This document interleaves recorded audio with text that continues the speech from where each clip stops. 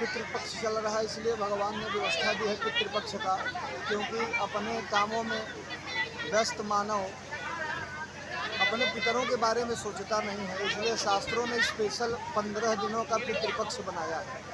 हालांकि ये भाद्रपद पूर्णिमा से ही प्रारंभ हो जाती है, लेकिन फिर भी 15 दिनों का ये विशेष पितृपक्ष है, जिसमें पितरों को तर्पण और पिंडदान का व्यवस्था है, क्योंकि पितर भी हमारे देवतुल्य हो जाते हैं। जब हम उनको सपिंडीकरण करते हैं ना, तो प्रेत से वो पितृ हो जाते हैं। तो पितृ का मतलब पितृदेवता।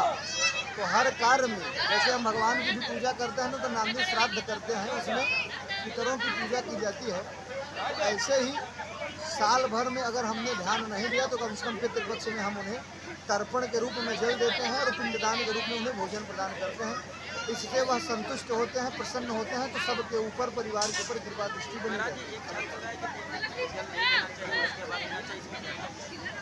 ये जो व्यवस्था है, ये काल्पनिक रूप से लोगों की आलस्य का एक परिणाम है, जबकि जल को जो है प्रथम दिन से ही देना प्रारंभ कर देना चाहिए, क्योंकि जो 2-3 दिन का गैप करते हैं, फिर उसकी भरपाई कहाँ से करेंगे। पितृपक्ष 15 दिन का, इसका कोई शास्त्रीय आधार नहीं है कि 2 दिन 3 दिन बाद दिया जाएगा। जल जो है प्रथम दिन से ही देना प्रारंभ कर देना चाहिए।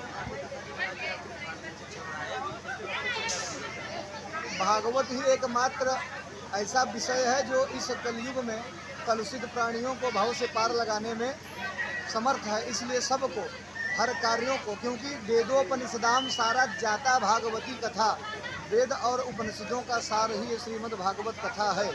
तो श्रीमद् भागवत का आश्रय लेने वाले हर प्रकार के शास्त्रों का भी मानिए अध्ययन कर लेते हैं, और उससे निचोड़ में जो भगवान कृष्ण के नाम का फल है वो मिल जाता है, और नाम संकीर्तन रूपी धन हमारे जीवन में आ जाती है।